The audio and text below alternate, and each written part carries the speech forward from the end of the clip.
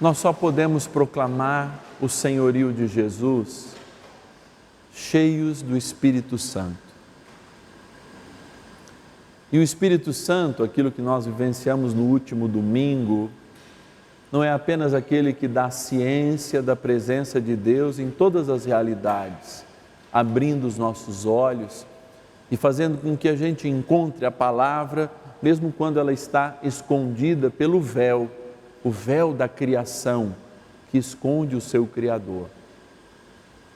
Mas também, quando nós encontramos a vontade de Deus e fazemos com que essa vontade aconteça em nossas vidas, não de modo raso, superficial, nem tampouco no mínimo que a gente de fato acha que tem que fazer, mas aprofunda, como a própria palavra pede, do que em alto, águas mais profundas.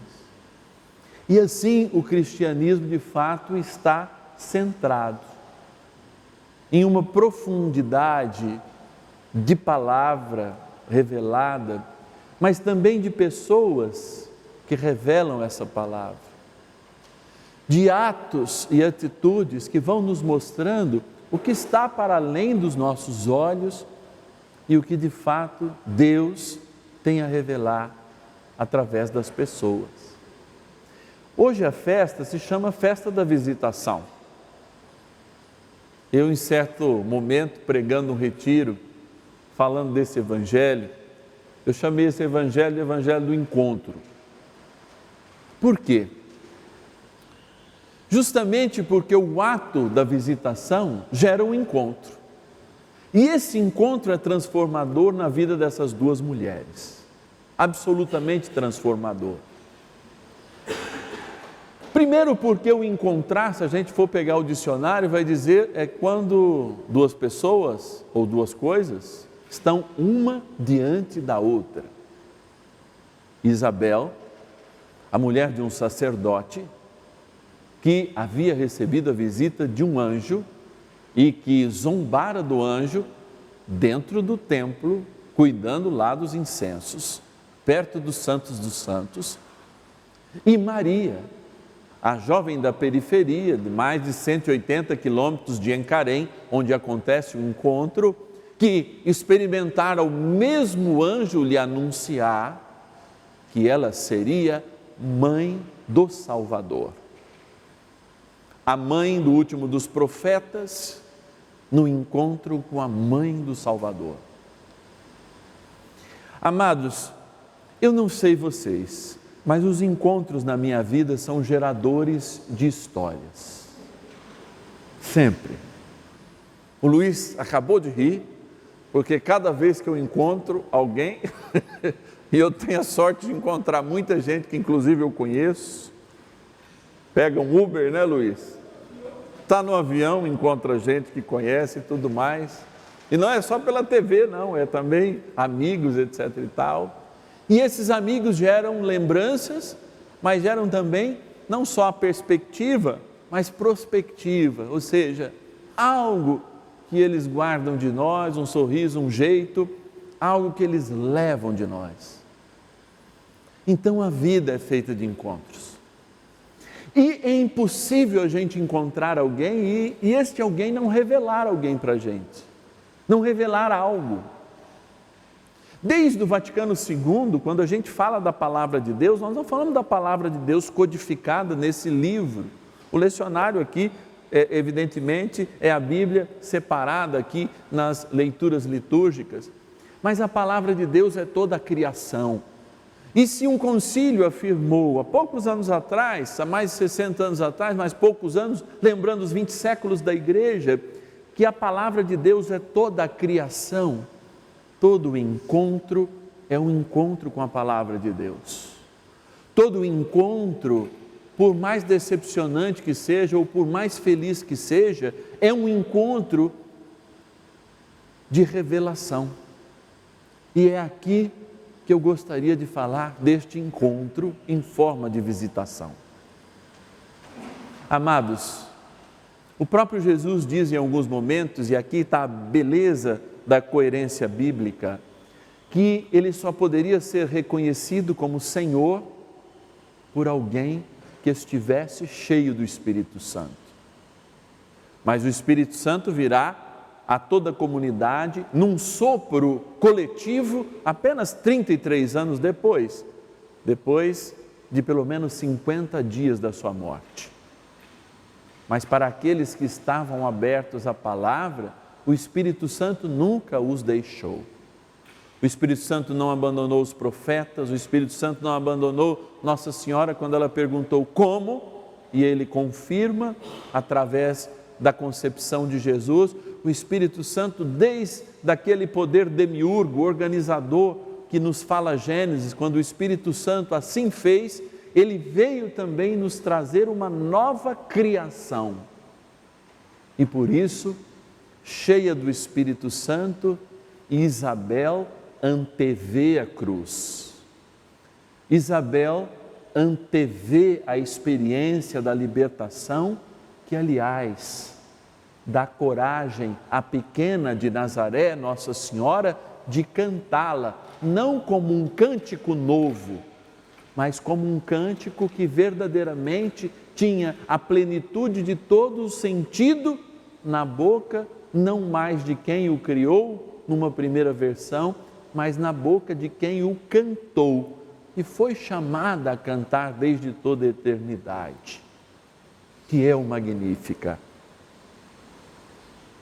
que não foi plagiado do Antigo Testamento, pelo contrário, mas foi cantado com toda a propriedade, com toda a profundidade e com toda a razão por Nossa Senhora. E tudo isso se deu por causa de um encontro. Um encontro das promessas. Um encontro de um sacerdócio que ao mesmo tempo morria em João Batista, naquela sua forma hereditária, e de um encontro de adoração em espírito e em verdade, no qual o modelo da primeira e única igreja, que é Nossa Senhora, já carregava no seu ventre como o seu útero fosse um grande tabernáculo, em que lá encerrava todo o mistério de Deus para ser revelado em Jesus Cristo. Então hoje, nós olhamos para este encontro como um modelo. Mas como um modelo para quê, padre? De uma igreja que constrói as salas para que as suas pastorais fiquem lá dentro, rezando o terço, fazendo as suas ladainhas, dividindo as comidas entre os pobres? Ou para que a gente construa uma porta aberta, primeiro no nosso coração, porque tem que ser uma escolha existencial, para que a gente saia até a casa, ou se na rua preciso for, daquele no qual o Senhor escolheu ser a sua imagem, para com Ele e na história dele e no desejo que nós trazemos de conhecer o Senhor, de fato nós possamos encontrá-lo, também em espírito e em verdade. O que Nossa Senhora faz com o mistério da revelação é justamente mostrar o tom de uma igreja. Toda música, está aqui o Marquinhos, excelente músico, que nos anima hoje a liturgia, toda música tem um tom, e Nossa Senhora é o tom da canção do que será o cristianismo, porque antes mesmo que o Espírito Santo viesse comunitariamente para arrebentar as portas, aliás, coisa que ela guardava em silêncio e guardou até o último momento, a vinda do Espírito Santo, que fez com que o regaço do seu ventre acolhesse o Salvador, fará com que de portas abertas e peregrina e ao encontro daqueles que precisam, a igreja encontre o seu Magnífica, a igreja possa proclamar o fim de tudo. Por isso, Nossa Senhora, ao narrar e ao cantar o Magnífica, ela não propõe que aquilo está pronto, mas ela propõe uma herança à comunidade cristã. Ela propõe à comunidade cristã não apenas um canto, mas ela propõe um jeito de ser. Primeiro, peregrino. Segundo, do encontro ou da visitação. E terceiro, cuja alma está cheia para distribuir aquilo que nós recebemos de melhor. E é isso que Maria foi dar. O Evangelho não narra nenhum presente. Veja, o Evangelho narra uma voz. O Evangelho narra um cumprimento que certamente Maria deu aos serviçais de Isabel ou ao próprio Zacarias numa antessala antes de encontrar Isabel. E este cumprimento de fato foi tão grande que já promoveu nela algo interior. E é por isso que nós não somos uma igreja configurada ao fechamento, nem tampouco ao ostracismo. E isso que nós temos que perguntar em todos os níveis. Porque se a gente ficar vivendo esse cristianismo raso, ele deixa de ser cristianismo e passa a ser apenas uma religiosidade aprendida por herança. Se a gente seguir os passos de Maria e constituir-se uma igreja modelo de caminhada, que sai de si mesma, do desconforto, da segurança, que não tem medo de arriscar, nós seremos aqueles que, como Maria, trazendo o Cristo, que nós experimentamos na graça do Espírito, pela palavra, pela fração do pão, estremecer o ser do outro e receber do outro a revelação, não por palavras. Uma mera saudação faz com que Isabel reconheça toda a revelação de Deus em Maria.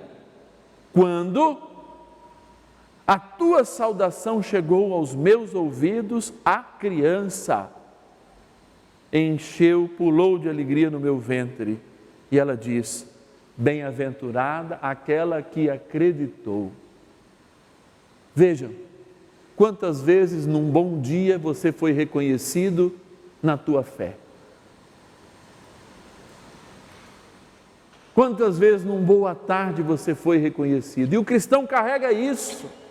Porque se ele é berço do Espírito Santo, e eu não digo só um templo, porque o templo talvez poderiam fazer com que a gente entendesse que de vez em quando o Espírito Santo está e de vez em quando não. Não, morada de Deus, sois como deuses, como Jesus disse, ou seja, morada de Deus. Uma morada de Deus deve evangelizar até mesmo com um bom dia. E não ficar tímida, fechada e se conformando nas Nazarés das nossas vidas, na periferia das nossas vidas, porque inúmeras Isabéis precisam de um bom dia. Talvez muitas delas incógnitas, como porteiros ou porteiras nos nossos prédios. Outras tantas incógnitas que nos encontram na rua, ou muitas vezes pedindo num sinaleiro, num semáforo. Pessoas que só precisam ser reconhecidas como gente, para reconhecer em cada um de nós um sinal de Deus e serem novos diante do novos que propõemos. Que a nossa alma, de fato, engrandeça o Senhor como a alma da pequenina de Nazaré, que transformou o mundo com o seu eis-me aqui.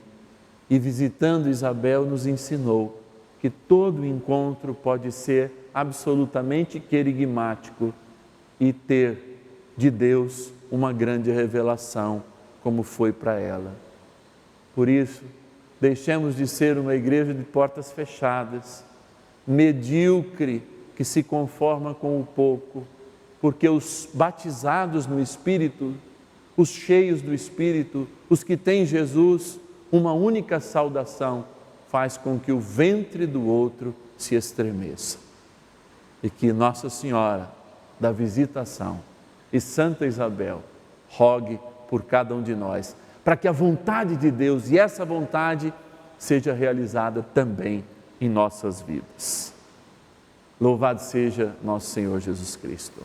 Para sempre seja louvado. Este programa tem o apoio dos nossos benfeitores. Seja você também um benfeitor evangelizando conosco. Ligue 0 operadora 11 4200 8080.